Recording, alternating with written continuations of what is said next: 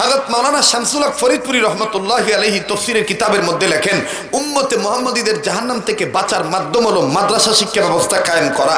তাহলে বলেন, জাহান্নামের আগুন থেকে নিজের বাঁচতে হবে, অপরকে বাঁচাইতে হবে, নির্দেশ কার? মাধ্যম কি বাঁচার? মাদ্রাসা শিক্ষা ব্যবস্থা কায়েম করা।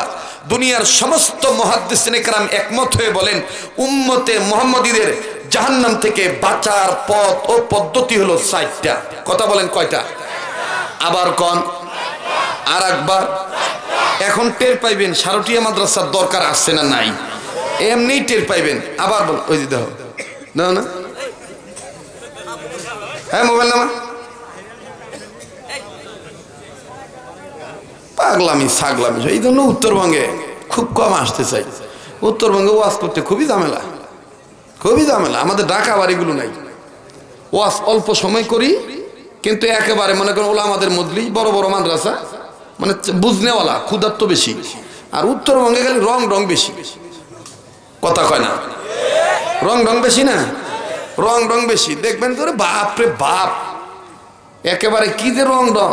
এই জন্য তো দেখবেন যে মেকআপ ম্যান হুজুর উত্তরবঙ্গে বেশি। ম্যান হুজুর বোঝেন? ওরে বাপ, ওগুলার ব্যাখ্যায় না যাই। কিন্তু আমরা এই যে দেখেন, এই যে কমি মাদ্রাসার হুজুররা অত মেকআপ শেকআপ নাই। এই কাপড়ের গায়ের কাপড় বাবা, অত মেকআপ সেকআপ দরকার নাই। যখন প্রয়োজন হয় খালি অজু করি, বিসমিল্লাহ বলে অঙ্গ ধুইলেই এমনি চকচক করে। অত আলকাতরা মালকাতরা মাখা লাগে না। কথা কোন ঠিক কিনা? সুন্নতের মধ্যে বরকত আছে না নাই? জোরে বলেন, আছে না নাই? এই বিশ্বাস যার অন্তরে আছে একটু জোরে কোন তো আল্লাহু আকবার। তো উম্মতে মুহাম্মাদীদের জাহান্নাম থেকে বাঁচার পথ কয়টা? আবার কোন কয়টা? নিজে কোন, ডান বাম লক্ষ্য করেন, কেটায় কয় না। আবার কোন কয়টা? নাম্বার 1 আলেম হওয়া, নাম্বার 1। নাম্বার 2 আলেমের ছাত্র হওয়া, নাম্বার 2। নাম্বার 3 আলেমের কথা শোনা, নাম্বার 3। নাম্বার 4 আলেমকে মহব্বত করা, নাম্বার 4। মোটামুটি মুখস্থ হয়েছে না বাজান? কলিজার সোনার ভাইরা বলেন, মুখস্থ হয়েছে না? তাহলে আমি আবারও জিজ্ঞেস করি, আপনারা উত্তর দিবেন। উম্মতে মুহাম্মাদীদের জাহান্নাম থেকে বাঁচার পথ কয়টা? আরে মক্তবে ছাত্রদের মতন জবাব দেন। উম্মতে মুহাম্মাদীদের জাহান্নাম থেকে বাঁচার পথ কয়টা? না, ঘুম ধরছে, আপনাদের আওয়াজ হইতেছে না। আবার, উম্মতে মুহাম্মাদীদের জাহান্নাম থেকে বাঁচার পথ কয়টা? নাম্বার 1 জজবা নিয়ে কইবেন, একেবারে ইমানি পাওয়ার নিয়ে কইবেন, আলেম হওয়া। Number 1, number 1। এই আপনি যদি জোরে কোন আলেম হওয়া, তাহলে যারা আলেম বিরোধী তারা খাইব দাওয়া। ওরা কইব যে আমরা যতই হুজুর করে মারবে চাই, আসলে হুজুর কয়টা মারমো? হুজুর করে মারলে তো ইসলাম আর শেষ করা যাব না, ইসলাম থাকবই। কথা কোন ঠিক কিনা? নাম্বার 1 আলেম হওয়া, নাম্বার 1। নাম্বার 2 আলেমের ছাত্র হওয়া, নাম্বার 2। নাম্বার 3 আলেমের কথা শোনা, নাম্বার 3। এর আগে আমার একটা কথার জবাব দেন, বলেন তো দেখি, আলেম ওলামার দাম আছে না নাই? যারা ওলামায়ে কেরাম আছেন, উস্তাদ শমতুল্লাহ আলেম, আমাকে একটু সাহায্য করবেন, জোরে জবাব দিয়া বলেন, আলেম ওলামার দাম আছে না নাই? দাম যে আছে, লাগবো না বাবা, লাগলে আমি বলবো। বসো আমার ভাই, আলেম ওলামার দাম আছে না নাই? দেখেন কি যে দাম, সুবহানাল্লাহ সুবহানাল্লাহ।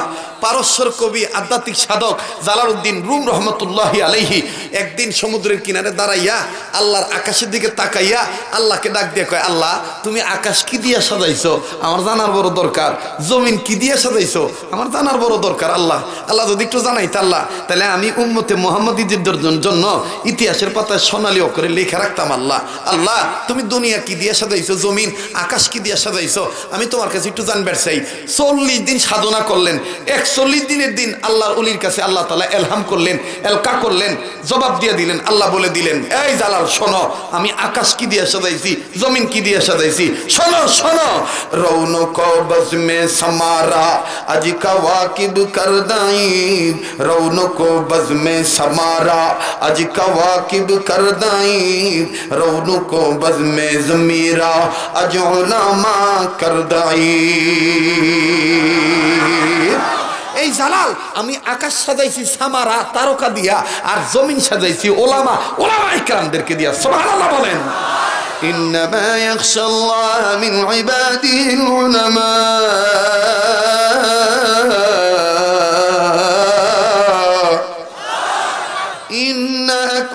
इन्नकुम इंदल्लाहि अत्काकुम मेरे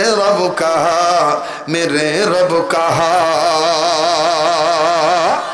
আল্লাহ বলেন এই জমিনের উপরে আসমানের নিচে সবচাইতে আমাকে বেশি ভয় করে হযরত উলামায়ে কেরাম আর যারা আমাকে বেশি ভয় করে তারাই সম্মানিত সুবহানাল্লাহ বলেন সুবহানাল্লাহ বলেন তাইলে বলেন উম্মতে মুহাম্মাদীদের জাহান্নাম থেকে বাঁচার পথ কয়টা আবার কয় নাম্বার 1 আলেম হওয়া নাম্বার 1 নাম্বার 2 নাম্বার 3 আলেমের কথা শোনা নাম্বার 4 আলেমকে মহব্বত করা নাম্বার 4 এই চার পথের প্রতীক হবে যারা কবরে হাসরে মিজানে সিরাতে খাবে না ধরা ঠিক কিনা বলেন মুসলমান ভাইরা রে আমার লম্বা করার আর কোনো সুযোগ নাই দেখেন তো দেখি দিলটা নরম হয় কিনা এক ফোঁটা চোখের পানি পড়ে কি পড়ে না দিনটা কি নরম হয়নি আরে বাবাজি দুনিয়া কিন্তু থাকার জায়গা না এই দুনিয়ায় কেউ চিরদিন থাকতে পারবো না ভাইজান উম্মতে মুহাম্মাদীদের জাহান্নাম থেকে বাঁচার পথ পদ্ধতি হলো 4টা এই 4টা যদি আমি আপনাদের কাছে বলতে চাই অনেক সময়ের প্রয়োজন নেই বন্ধু আরে বাবাজি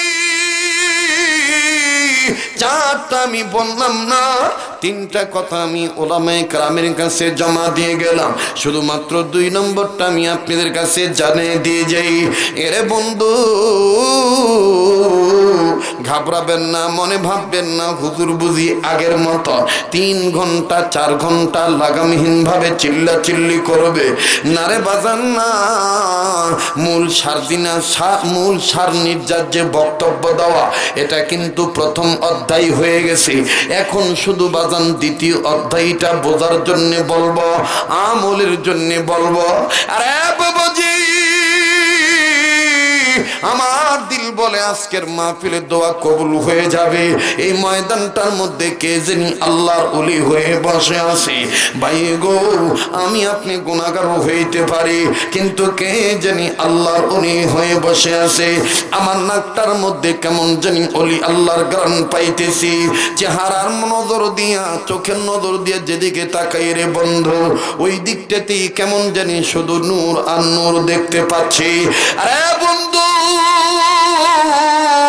2 নম্বর পথ হলো আলেমের ছাত্র হওয়া আলেমের ছাত্র হইলে দেখেন আল্লাহ তাআলা আমাকে আপনাকে মাফ করে দিবে ভাই গো বানোয়াট কোনো বক্তব্য নয় গাঁজাখুরি কোনো গল্প নয় বাজান উলামায়ে কেরাম উম্মতের আলেমগণ বসা আছে আরে বাবাজি এই জমিনের উপরে আসমানের নিচে যত রকমের বড় বড় তাফসীরের কিতাব আছে তার মধ্যে সবচেয়ে বড় তাফসীরের কিতাবের নাম হলো তাফসীরে কাবীর এই তাফসীরে কাবীরের মুসান্নিফ মাওলানা ফখরুদ্দীন রাজি রাহমাতুল্লাহি আলাইহি হযরত তার তাফসীরে কাবীরের মধ্যে ঘটনাটা লেখেন আল্লাহর একজন পয়গম্বর আল্লাহ রাব্বুল আলামিন নির্দেশে নিজের কর্ম নিজে করার জন্য যাচ্ছিলেন বাবা আরে বন্ধু যাওয়ার প্রতিমধ্যে একটা কবর দেখলেন এই কবরের মধ্যে দাউ দাউ করে আগুন জ্বলতেছে কবরটার ভিতর থেকে কবরওয়ালা চিৎকার মেরে মেরে কান্দে আর ডাক দিয়ে বলে আমি আর সাপের কামড় সহ্য করতে পারতেছি না বিচ্ছুর কামড় আমি সহ্য করতে পারতেছি না আমার বাইরে পয়গম্বর বুঝতে পারলেন কবরের মধ্যে দাউ দাউ করে আগুন জ্বলছে আমার বাইরে কঠিন তোরে কঠিন আযাব হইতেছে পয়গম্বর কাউকে কিচ্ছু বললেন না নিজের কর্ম নিজে করার জন্য যখন চলে গেল নিজের কর্ম যখন বাজানরে শেষ হয়ে গেল পয়গম্বর এবার নিজের কর্ম যখন নিজের কর্ম শেষ হয়ে গেল, পয়গম্বর আমার বন্ধুগণ ওই রাস্তা দিয়ে আবার নিজের গৃহের দিকে, নিজের বাড়ির দিকে যখন আবার হেঁটে হেঁটে রওনা দিলেন, পয়গম্বর মনে মনে সিদ্ধান্ত নিল, একটু আগে যেই কবর আমি আযাব দেখেছি, এখন আমি আবার ওই কবরটা দেখব কবরওয়ালা কোন হালতে আছে। এইবার পয়গম্বর ওই কবরের দিকে নজর দিয়ে দেখে একটু আগে যে কবরে আযাব ছিল, এখন আর ওই কবরে কোনো আযাব নাই, কবরওয়ালা জান্নাতের বিছানায় ঘুমায়। চিৎকার দিয়ে বলেন সুবহানাল্লাহ, আরো জোরে জোরে বলেন সুবহানাল্লাহ। আল্লাহ রাব্বুল আলামিনের বান্দা পয়গম্বর কবরের কাছে দাঁড়াইয়া যখন দেখলেন কবরওয়ালা জান্নাতের বিছানায় ঘুমায়, পয়গম্বর ডাক দিয়ে বলতেছেন, আল্লাহ একটু আগে যেই কবরওয়ালার কবরে আযাব দেখলাম, এখন দেখি কবরওয়ালার কবরে কোনো আযাব নেই। মালিক এই কবরওয়ালা দেখি কবরের মধ্যে জান্নাতের বিছানায় ঘুমায়। ও মেরে মালিক আল্লাহ, একটা ডাক দেন না, বলেন না আল্লাহ, আবার বলেন না আল্লাহ। এতগুলো মানুষের ডাকের মধ্যে কেন প্রেমের আওয়াজ নাই? একটু মায়া লাগায় আবার বলেন না আল্লাহ, আবার বলেন না আল্লাহ। বাজানো কান্না না আসলেও কান্নার ভান ধরবেন, কিছুক্ষণের মধ্যে দেখবেন ময়দানের এই জমিন শুদ্ধ কাঁদবে, কান্নাকাটির রুল পয়দা হইয়া যাবে। আমার ভাইরা, আমার বন্ধুগণ, দুনিয়া কিন্তু থাকার জায়গা না। কান্না না আসলেও বাজান কান্নার অভিনয় করবেন। এই সমস্ত মজলিসে কান্না ঢং করলো আল্লাহ মাফ করিয়া দিবে। দেখেন তো দেখি বাজান দিলটা নরম হয় নাকি? পয়গম্বর ডাক দিয়ে বললেন, আল্লাহ একটু আগে যে কবরে আযাব ছিল, এখন দেখি কোনো আযাব নাই, এই কবরওয়ালা জান্নাতের বিছানায় ঘুমায়। ও মালিক, তোমার দরবারে জানবার চাই আল্লাহ, এই বান্দাটাকে তুমি কোন কাজের বিনিময়ে মাফ করে দিছ, কোন উসিলায় তুমি তোমার গোলামদারে মাফ করে দিলে আল্লাহ। আল্লাহ তোমার দরবারে আমি পয়গম্বর জানবার চাই। আল্লাহ পাক ডাক দিয়ে বললেন, পয়গম্বর রে, এই গুনাহগার, এই কবরওয়ালা গুনাহ করিয়া কবরে আছে, যার কারণে আমি আল্লাহ পাক তাকে আযাব দিয়ে গ্রেফতার করে ধরে ফেলেছি। তবে রে পয়গম্বর, এই পয়গম্বর একটা বাচ্চা রেখে আসছে দুনিয়ায়, এই বাচ্চাটা এতদিন কথা বলা শিখে নাই, ইদানিং কথা বলা শিখেছে। কথা বলা শিখার পর এই বাচ্চাটার মা তাকে নিয়ে মাদ্রাসায় ভর্তি করে দিয়েছে। মাদ্রাসায় ভর্তি হওয়ার পর এই বাচ্চাটার বড় হুজুর এই বাচ্চাটাকে প্রথম একটা সবক পড়াইছে, আর এই প্রথম সবক পড়তে যে বাচ্চাটা আমি আল্লাহর দুইটা নাম ধরে ডাক দিছে। যখনই আমি আল্লাহর দুইটা নাম ধরে ডাক দিল, আমি আল্লাহর আরশ আজিম খুশি হইয়া গেল। আমি আল্লাহ এই বাচ্চাটাকে উসিলা করে তার বাবাকে মাফ করে জান্নাত দিয়ে দিছি। চিৎকার দিয়া বলেন সুবহানাল্লাহ, আবার বলেন সুবহানাল্লাহ। আরে বন্ধু, পয়গম্বর ডাক দিয়ে বললেন, আল্লাহ এই সবকটা কোন সবক তোমার দরবারে জানবার চাই। পয়গম্বর বলে আর চোখের পানি ছেড়ে ছেড়ে কান্দে। আল্লাহ পাক ডাক দিয়ে বললেন, পয়গম্বর তুমি কেন চোখের পানি ছেড়ে কান্দ? পয়গম্বর ডাক দিয়ে বলে, আল্লাহ আমি এই বাচ্চাটার জন্য কান্দি। এই বাচ্চাটা কত বড় ভাগ্যবান, এই সন্তানটা কত বড় নেককার সুসন্তান, যে বেটা রুচিনা করে তার বাপ জাহান্নামী হওয়ার পরও তাকে তুমি মাফ করে দিলা। আল্লাহ দুনিয়ায় তো সব সন্তান এরকম নেককার হইতে পারবে না। আর সিরাজগঞ্জের বন্ধুরা একটু ফিকির করে দেখো, আমি তুমি এইরকম নেককার বেটা বেটি হইলাম কিনা? তোমার আমার কারণে তোমার আমার মা বাপ কবরে শান্তিতে নেওয়া শান্তিতে। বাজান রে, মহান আল্লাহ বললেন, তুমি জাহান্নামের আগুন থেকে বাঁচাও, তোমার অধীনস্থদেরকে বাঁচাও। আমার বাইরে মা বাবাকেও বাঁচাইতে হবে, বেটা বেটিকেও জাহান্নামের আগুন থেকে বাঁচানো লাগবে। কিন্তু রে বন্ধু, একটু ফিকির করে দেখো, এরকম তুমি আমি নেককার বেটা বেটি হইলাম কিনা? তোমার আমার কারণে মা বাপ কবরে শান্তিতে না অশান্তিতে? একটু বাজান চিন্তা ফিকির করে দেখো কেমন বেটা হইলাম রে বন্ধু। আজ তোমার আমার সামনে মা বাবার কথা বললি, চোখের পানি আসতে চায় না আমার বন্ধুরে, দিলটা নরম হইতে চায় না। কিন্তু এই দুনিয়ায় যার মা নাই তার মতন বড় দুঃখী আর কেউ নাই। এই দুনিয়ায় যার বাপ নাই তার মতন বড় অভাবী আর কেউ নাই। ভাই গো, আধা মিনিটে 1 মিনিটে আমি কথাটা বলে দেই। আমি জানি না এই ময়দানে কার মা আছে কার বাবা নাই। কে গো মা হারাইছেন, কে গো বাবা হারাইছেন? এমন তো বন্ধু আছেন গো মাও নাই বাবাও নাই। আমার বাইরে দুনিয়ায় যার বাবা নাই তার মতন বড় দুঃখী আর কেউ নাই। দুনিয়ায় যার মা নাই তার মতন বড় দুঃখিনী আর কেউ নাই, তার মতন বড় অসহায় আর কেউ নাই। আমার বন্ধুগণ, কোন মায়েরে তুমি দুঃখ দাও, কোন মায়েরে তুমি কষ্ট দাও, কোন মায়ের নামে তুমি একটু চোখের পানি ছেড়ে কাঁদবা না, কোন মায়ের জন্য তুমি দোয়া করবা না? বাবাজি, আমি জানি না এই ময়দানে কে মা হারাইছেন। মা যে কত বড় নিয়ামত, বাবা যে কত বড় নিয়ামত। আমি 1 মিনিটে বাজান কথাটা বলে দিতে চাই। এই দুনিয়ায় যার বাপ নাই, বাপ হারা বেটার সাথে একটু সময় দিবেন। মাঝে মধ্যে বাপ হারা এতিম বাচ্চার সাথে সময় দিয়ে দেখবেন এই বেটার অন্তরে বাপ হারা কি পরিমাণ বেদনা লালিত পালিত। আমার বন্ধুগণ, আজ তোমার আমার মা বাপ বেঁচে আছে বিদায় তোমার আমার মা বাপ নিয়ে তেমন কোনো কদর নাই, তেমন কোনো টেনশন নাই। কিন্তু বন্ধুরে, দাঁত থাকতে দাঁতের মর্ম বোঝা যায় না।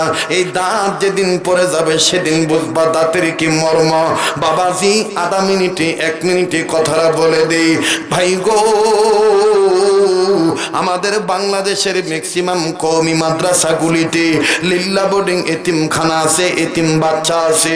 অনেক বেটা অনেক সন্তানের বাপ আছে, মা নাই। মা আমার বন্ধুগণ মা আছে, বাপ নাই। আবার কোন বেটার আমার বন্ধুগণ মাও নাই, বাবাও নাই। আরে বন্ধু, আমি আমার মাদ্রাসার কথাটাই বলি গো বন্ধু। আসরের নামাজের পরে বারান্দায় দাঁড়াইয়া বাচ্চাদের খেলা দেখতেছে, দৃশ্যটা বড় ভালো লাগতেছে। ছাত্রগুলি খেলতেছে, আমার বন্ধুগণ খুব মজা লাগতেছে, খুব ভালো লাগতেছে। কিন্তু বাজান, একটা দৃশ্য আমার চোখে ধরা পড়ে গেল। আমার বন্ধুরে এক তলবে এলেমের বাবা, ছাত্রের বাবা, কয়েকটা বিস্কিটের প্যাকেট নিয়ে, কয়েকটা ফল ফ্রুটের প্যাকেট নিয়ে বেটার সাথে সাক্ষাৎ করার জন্য আসে। মেন গেটে দাঁড়াইয়া আমার বন্ধুগণ উকি চুকি মারতেছে, বেটা কই, বেটা কই, বেটাকে তালাশ করে। কিন্তু বাপ বেটাকে দেখার আগে বেটা বাপকে দেখে ফেলছে। আরে বাবাজি, এই বেটা খেলতেছিল, খেলা বাদ দিয়া হঠাৎ করে সহপাঠী ছাত্র ভাইদেরকে চিৎকার দিয়ে বলল, আমি আর আজকে খেলবো না। ওই যে আমার আব্বু আছে, আমি আব্বুর কাছে যাব, আমি আব্বুর সাথে দেখা করব। বাবাজি, এই কথা বলিয়া নিজের অঙ্গ প্রত্যঙ্গের ধুলাবালিগুলো ঝাড়াঝাড়ি করে। আহারে আমার বন্ধুগণ, গেঞ্জিখানা ঘামে ভিজে গেছে। অবশ্যই অবশ্যই গায়ের মধ্যে দুর্গন্ধ। বাজান রে, আমি কি দিয়া কি বুঝাইতে চাই, কি বলতে চাই বাবা, একটু এদিক সেদিক নজর করেন না রে বন্ধু। জীবনের শেষ বয়ান মনে করে বয়ান করছি। এই বাচ্চা ছেলেটা এই ছাত্রখানা আমার বন্ধুগণ আজিজ তলাবা, সে আমার ভাইরা নিজের অঙ্গ প্রত্যঙ্গের দুলাবালি ঝাড়ল, ঘামান্ত শরীর নিয়া, দুর্গন্ধ যুক্ত বডিটা নিয়া আমার ভাইরে হন হন করে বাপের কাছে যখন ছুটে চলল, বাপের সাথে দেখা করবে। বাবার কাছে যখন যাইয়া বেটাটা দাঁড়াইলো, বাপ এমন পাগল, বেটার ঘামের দিকে তাকাইলো না, ধুলাবালির দিকে তাকাইলো না। বাপ জান বেটাকে দেখার পরে 2 হাত আমার বন্ধুগণ বাড়ায় দিল। বেটাটা বাবার বুকে চলে গেল, সালাম দিল, সালামের জবাব বাবা দিয়ে দিল। বাপ বেটাকে আব্বু বলে চুমা দেয়। এবার বেটাটা ডাক দিয়ে বলে, আব্বু, আমার আম্মু কেমন আছে? বড় ভালো লাগতেছে। বাপ বেটার আদরের দৃশ্যখানা। কিন্তু বাজান 2-1 মিনিটের মধ্যে আর একটা করুণ দৃশ্য আমার নজরে ধরা পড়ল। আমার ওই একই মাদ্রাসার ছাত্র, জানতাম না এই ছেলেটার বাপ নাই। আমার ভাইরে, এই বাচ্চা ছেলেটা বারান্দার মধ্যে দাঁড়াইলো, দাঁড়াইয়া বারান্দার গ্রিলখানা ধরলো, চোখের কাছে পানি টলমল করে জমা দেখা যায়। আরে বন্ধু, হাঁটি হাঁটি পা পা করিয়া এই বারান্দার গ্রিলটা ধরিয়া ওই বাপ আর বেটার যখন আদর দেখতেছি, এই ছেলেটা আসমানের দিকে তাকাইয়া চিৎকার দিয়া কান্দার বলে, আল্লাহ, আমার আব্বু কি নাই? আমার আব্বু কি কোনোদিন আর আসবে না? আমারে কি আব্বু বলে চুমু দিবে না? আমি ডাক দিয়ে বললাম, সোনার বেটারে, তোমার কি বাপ নাই? ছেলেটা কান্দার ডাক দিয়ে বলে, হুজুর, আমার আব্বা ছিল, 2 মাস আগে আমার আব্বা রোড অ্যাক্সিডেন্টে মারা গেছে। আজকে কেন কান্দো বেটা? ডাক দিয়ে বলতেছে, হুজুর গো, এই ভাইয়ার আব্বার আদর দেখে আমার আব্বার কথা মনে হয়ে গেছে। বাজান রে, যাদের বাচ্চা মেয়ে ছেলে আছে তারা জানেন ছেলে মেয়েরা বাপ মারে কত মোহাব্বত করে। আইজো যখন বাজান বাসা থেকে বের হব, আমার ছেলেটা আমারে জড়ায় ধরে কান্দে আর ডাক দিয়ে বলে, আব্বু, ও আব্বু, তুমি কি আজকে রাত্রে আসবা না? আমি বললাম, আজকে আসতে পারি, নাও আসতে পারি। ছেলেটা বলে, আব্বু, তুমি যদি না আসো তাইলে আমার ঘুম ভালো হবে না। আমি বললাম, ঠিক আছে, অপেক্ষায় থাকো, আমি আসতে পারি ইনশাআল্লাহ। বাজান, এই কথা বলার মাকসাদ হলো, যদিও ছেলেটা আমার ইন্তজারে থাকবে, আমার ইন্তজারে থাকবে, এমন তো হইতে পারে প্রাণ পাখি মাবুদের হুকুমে আমারে নিয়ে চলিয়া যাইতে পারে, মালাকুল মউত আমাকে নিয়ে চলিয়া যাইতে পারে, আমি আর জিন্দা বাড়িতে নাও যাইতে পারি। আমার লাশ দেখে আমার ছেলে মেয়ে কাঁদবে আর হয়তো বা বলবে, আমাদের আব্বু কেন চোখ খোলে না, মুখ খোলে না, কথা বলে না। বাইরে, এই দুনিয়ার মায়ে পড়িয়া তুমি কেন জাহান্নামী হইয়া যাইতেছ? দুনিয়ার দরকার আছে, তবে দুনিয়ার দিনের সাথে দরকার। আমার বাইরে, দিন বাদ দিয়া শুধু দুনিয়া কামাই করলে কিন্তু উপায় নাই। এ বন্ধু, কার জীবনে কি গুনাহ আছে? এই উম্মতের আলেমদের মজমায় বসে মায়া লাগা একটা ডাক দেন না, বলেন না আল্লাহ, দেন না, দেন না, ডাক দেন না, বলেন না আল্লাহ। বাজান, এখান থেকে আপনি চলে যায় এখন কি করবেন? এখন যাই আপনি ঘুমাইবেন, কিন্তু এমনও তো হইতে পারে এটাই জীবনের শেষ বয়ান। আজকে রাত্র আপনার জীবনের শেষ রাত্র হইয়া যাইতে পারে। বাজান রে, আমার সাথে দোয়া করে যাইয়েন, আমার সাথে দোয়া করে গেলে কিন্তু আপনি ঠকবেন না। এই হাত উঠাই আপনাদেরকে নিয়ে মোনাজাত করব। বাজান রে, এটা তো সেই হাত, যেই হাত আমার মাওলা বারবার কাবা ধরায়, যেই হাত আল্লাহ ওয়ালাদের হাতের সাথে লাগানো, যেই হাত লাগতে লাগতে নবী পর্যন্ত লাগানো। বাবাজি, ওই হাত নিয়ে আপনাদেরকে নিয়ে দোয়া করব।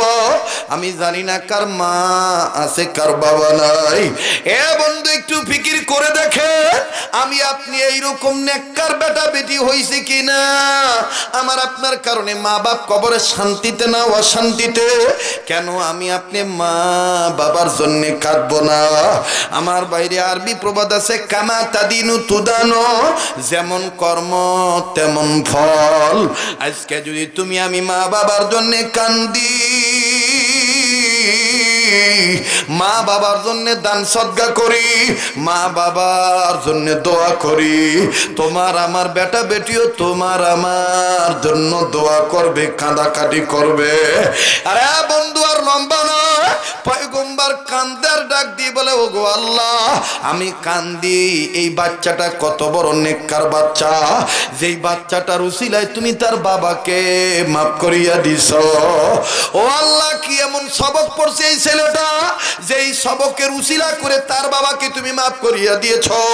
আল্লাহ পাক ডাক দিয়ে বললেন, পয়গম্বর শোনো, এই বাচ্চাটা সবক পড়ছে, এই সবক।